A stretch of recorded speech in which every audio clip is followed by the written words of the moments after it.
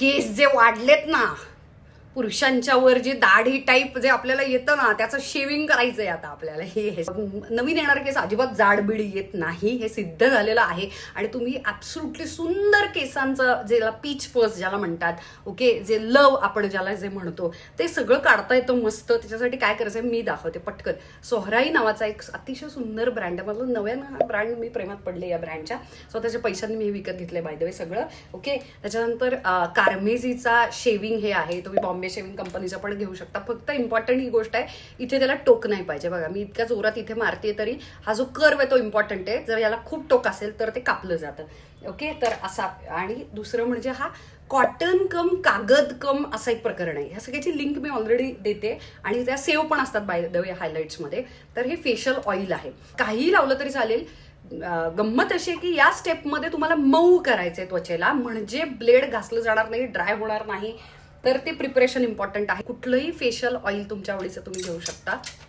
आणि हे जे ऑइल आहे ते असं मस्त सगळीकडे असं छान, बाय द वे यांना अजिबात फोडबीड येत नाही, हलका याला सुगंध पण आहे.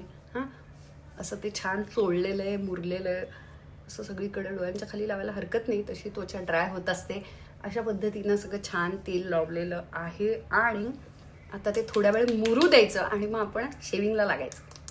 असे छोटे छोटे स्ट्रोक्स, ओके, छोटे छोटे पकडायचे. कसं आडवं पण नाही एकदम आणि एकदम आत घुसेल असं नाही, तर ब्लेड कापलं जाणार. ते छोटे स्ट्रोक्स हे बघा. हलकं मस्त. यानं काय होणार आहे, अजिबात केवढी दाढी आहे, अजिबातच तुम्हाला त्रास नाही होणार आहे, काहीच नाही. साईडचे जर तुम्हाला केस बॉदर होत असतील तर मस्त क्लीन होणार आहेत. घोरी ब्लीच करण्यापेक्षा हा कमाल उपाय आहे. हे पटकन छान करता येतं आपल्याला घरातल्या घरात स्वतःच्या हातानं. नंतर प्रॅक्टिस पण होते, काही टोचत दुखत वगैरे काही नाही.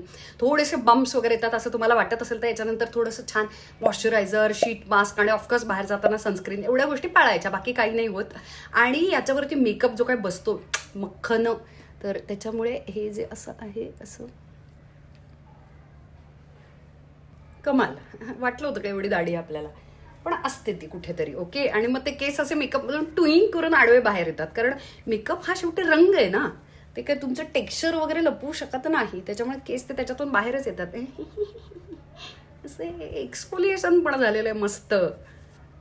पर्सनल प्रायव्हेट गोष्टीचं तुम्हाला बघायचं असतील, दाढी करणे समाजाच्या समोर वगैरे, तर मला फॉलो करू शकता. काय चाललंय.